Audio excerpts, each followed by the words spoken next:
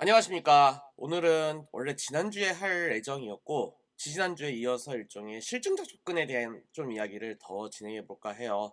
오늘 다룰 주제는 일단 민군 관계입니다. 민군 관계. 일단 이것이 무엇인가? 이제 뭐, 아시는 분들도 좀 있고, 이 주제에 관심 있는 분들도 있지만, 일단 이 주제는 사실 이런 내용이에요. 일단 이 모든 것은 군의 특수성에서 시작을 합니다. 군의 특수성. 군이 가지고 있는 특수성이 무엇인가? 자, 이렇게 생각해 봅시다. 우리가 권력 분립의 3요소에 입법, 행정, 사법이 있죠. 여기에서 사실 군은 어디에 포함되나요? 행정으로 보는 게 맞나요, 군을? 그렇다면 이제 군에서 일어난 이제 재판들은 왜 군사 재판 같은 것들로 이제 이루어지는 거죠? 약간 이건 특수 체계잖아요. 물론 결국에는 이제 이게 대법원 이제 고등법원의 영역으로 가면 이제 통합은 되지만 물론 여전히 군은 사실 사법 영역에서도 어느 정도의 자율성이 있죠. 그리고 이제 입법도 한번 생각해 봅시다. 어 사실은 이런 게 있죠. 대부분의 이제 정부 부처에 대해서는 이제 입법부가 어느 정도 이제 관여하는 영역이 적지 않고 그다음에 감시할 수 있는 부분이 적지 않지만 입법부 영역이 사실 군에 어느 정도 관여를 하기 위해서는 되게 한정적이죠. 자, 이렇게 생각해 보시면 돼요. 이른바 우리가 말하는 장성, 이제 스타들은 사실 장관급 공무원들이란 말이에요. 근데 이런 장관급 공무원들에 대해서 다른 부처에선 다 이루어지는 청문회 같은 조처가 사실은 입법부가 군에 대해서 할 수 있나요?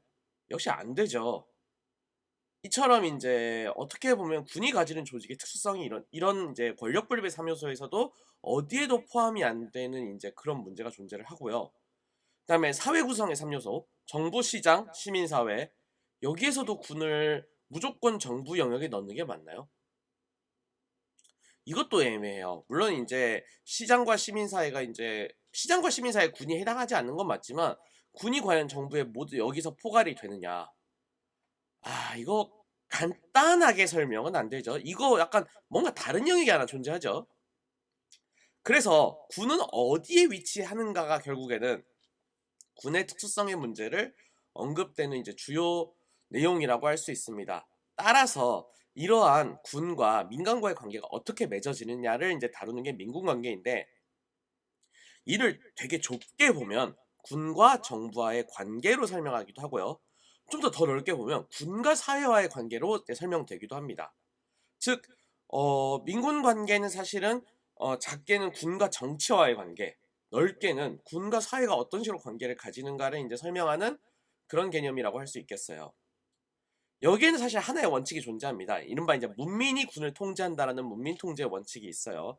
뭐 여기에 대해서 이제 클레망소의 전쟁은 너무나 중요해서 군인들에게만 맡겨둘 수 없다라는 이제 얘기도 있고 마오쩌둥이 얘기했듯이 뭐 이제 누가 통주를 통제하는가에 대한 문제는 되게 중요하다. 이제 이런 문제들이 모두 언급이 됩니다. 근데 결과론적으로 말하면 누가 무력을 통제하는가, 무력은 어떻게 통제되어야 되는가의 문제가 결국에는 그것을 문민이 한다는 거고 이게 민군관계의 제1의 원칙으로 언급이 되고 있죠. 이런 원칙이 확립되는 데 있어서 가장 큰 기여를 한 학자는 세뮤얼 헌팅턴입니다. 헌팅턴은 근대화 이론을 연구하면서 이제 모든 경제 발전이 정치 발전으로 연결되지 않는 일종의 현상을 발견을 했어요. 근데 그 과정에서 이런 것들입니다. 왜 민주주의로 진행되는 과정에서 다시 쿠데타로 역행을 하는가? 이제 이 문제를 다루게 됐습니다. 그래서 결국에는 쿠데타는 왜 발생하는가? 즉 군이 정치에 왜 개입하는가를 이제 설명하게 됐어요. 거기에서 이제 헌팅턴은 이런 거를 발견했는데 군의 낮은 전문가주의가 문민 통제에 약화를 가져온다라는 현상을 발견하게 됐습니다. 즉 군의 전문성이 낮을 때 군은 정치에 개입을 한다는 거예요. 그럼 역으로 군이 높은 전문성을 가질 때는 자신들의 영역에만 집중을 하고 따라서 여기서 문민 통제가 발생을 하고 군이 정치에 개입을 하지 않는다라는 것을 이제 찾아낸 거죠. 결국에는 헌팅턴이 한 얘기는 군의 전문성 확대가 문민 통제로 이어지고 이는 정치에 의한 통제가 이루어진다고 이제 설명을 했어요. 근데 이제 이러한 설명에 대해 여러 이제 이견들이 있었죠.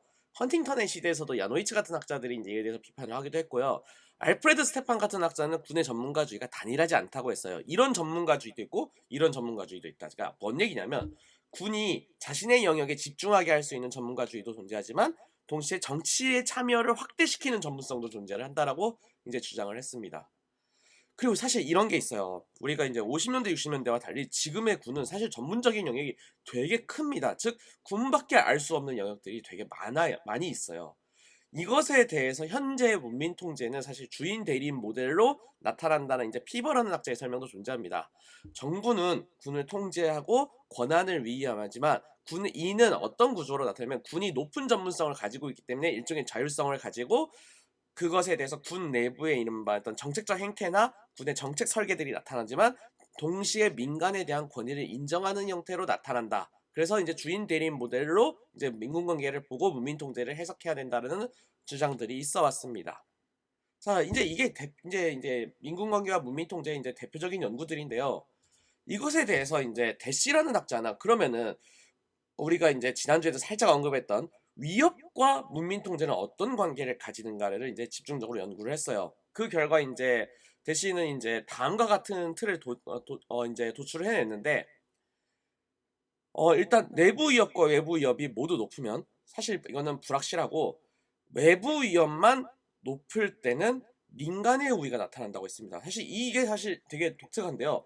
그러니까 외적으로부터의 위협이 높으면 오히려 문민 우위가 더 강하게 나타나는 겁니다. 그리고 내부 위협이만 높을 때는 군의 우위가 되게 크게 나타난다는 얘기죠. 그리고 이게 둘 다 위협이 낮으면 민간의 비교 우위가 나타난다는 설명이었습니다. 대시는 이러한 연구를 어떻게 해서 진행을 했냐면 사실은 사례 연구를 기반으로 했어요. 쭉 이제 많은 국가들의 사례를 뒤져보면서 이렇게 했는데 외부 위협이 크면은 사실 군의 자율성이 증가할 것 같지만 민간의 우위가 나타난다고 했습니다. 그리고 오히려 정치적인 위협이 큰 때는 민간의 통제가 더 강해질 것 같지만 군의 우위가 나타난다고 이제 설명을 했어요. 참 이것들이 아까는 모순적이죠. 대시도 이것에 대해서 많은 메커니즘적인 설명을 하려 했지만 이게 간단하게 설명되지는 않았습니다. 자, 그것에 대해서 매팅리라는 학자는 진짜 아주 최근에 논문을 하나 냈어요. 이제 중국에 군의 진급을 가지고 이를 설명을 했습니다. 그래서 국내적 위협이 높을 때와 국외적 위협이 높을 때에 따라서 진급이 다른 요인이 더 강하게 나타난다는 걸 찾아냈어요. 어떤 거냐? 국내적 위협이 높을 때는 이른바 최고 지도자와의 그러니까 커리어를 이제 맞닿아 있는, 즉 관시가 있는 그런 사람들이 더 진급을 잘한다는 게 나타났고, 그다음에 외부적 위협이 클 때는 전투 경험, 작전 경험이 되게 중요한 변이로 나타난다고 설명을 했습니다. 이는 생각보다 앞에서 나온 대시의 연구와 사실 연구를 지을 수 있는 부분이 있어요. 왜냐하면 둘 다 사실은 같은 변인을 보고 있기 때문이죠. 그렇다면 대시가 이제 사례 연구를 하면서 나타낸 것을 이런 식의 계량 데이터에 기반한 접근은 어떤 식으로 설명할 수 있냐면 이렇게 설명할 수 있습니다. 내부 위협 때는 최고 지도자의 관계가 중요하고 외부 위협 때는 작전 경험과 군사적 역량이 이른바 진급을 결정한다고 한다면 이는 다시 헌팅턴의 전문가주의와 문민 통제와 연결할 수 있다는 거예요. 이게 뭔 말이냐? 자, 대시의 사례연과 연결해 봅시다. 내부 위협이 증가할 때는 사실은 군이 당연적으로 정치적 위협이 이제 그 현재 체제가 국내적인 위협이 나타나서 체제가 불안정을 하게 되면은 생각보다 군의 역할은 되게 중요해져요. 즉 국내 정치적인 위협이 커져서 불안정이 발생을 하게 되면 군의 정치적인 역할의 중요성은 되게 높아집니다. 따라서 이런 구조에서는 군의 우위가 만들어진다라는 게 사실은 대시의 설명이었어요. 그런데 여기서 이제 그렇다면 기존의 체제는 자기 최고 지도자와의 관계가 있는 사람들을 임명을 시킴으로써 사실은 군과 현재 체제와의 연계를 되게 강화를 시킨다라는 거죠. 근데 이렇게 강화가 되면 사실은 그 최고 지도자가 군을 장악하려는 시도가 증가한다기보다는 군의 자율성이 사실은 증가한다는 거예요. 왜냐하면 내가 최고 지도자와 관련있으니까 내가 군 내에서는 내가 마음대로 해보겠다. 내가 어느 정도의 자율성을 가지고 이를 행사해보겠다는 설명이 나타난다는 겁니다. 즉 내부 위협이 증가할 때 진급에서 권력 네트워크가 중요한 것은 사실은 군의 정치적 자율성의 강화와 연관되고 이런 매팅리의 계량적 연구가 사실 대시의 연구의 메커니즘을 설명하는 매우 중요한 연구로 작동하고 있음을 보여줘요. 반면에 외부 위협이 증가할 때는 왜 이런 식의 작전 경험, 전투 경험, 군사적 역량이 중요하냐면 외부 위협이 커지다 보니까 사실은 이 외부 위협을 대처하기 위한 그런 역량을 가진 사람들을 진급을 시켜야만이 합리적으로 대응이 되겠죠.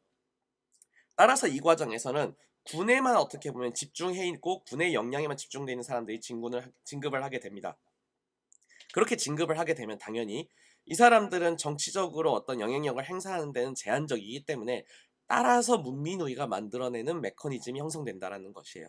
즉 대시가 사례 연구를 통해서 발견한 사실들이 매틱리의 계량적 기반을 통한 메커니즘으로 설명이 가능하다는 겁니다. 이렇게 사실은 실증적 연구가 가지고 있는 중요성들이 이런 게 있는 거예요. 우리가 기존에는 되게 변수와 변수와의 관계가 되게 복잡하게 설명이 돼야 되고 이것이 간단하게 설명되지 않는 것들을 이런 식의 이제 실증적 기반의 접근을 통해서 이것들을 하나하나 설명하는 데 기여할 수 있다는 것이요. 왜 이게 이렇게 작동하는가를 설명하는 데 있어서 결국에는 이런 식의 실증적 연구가 중요하다고 할 수 있겠습니다. 네, 오늘은 여기까지 이제 준비한 것은 여기까지이고요.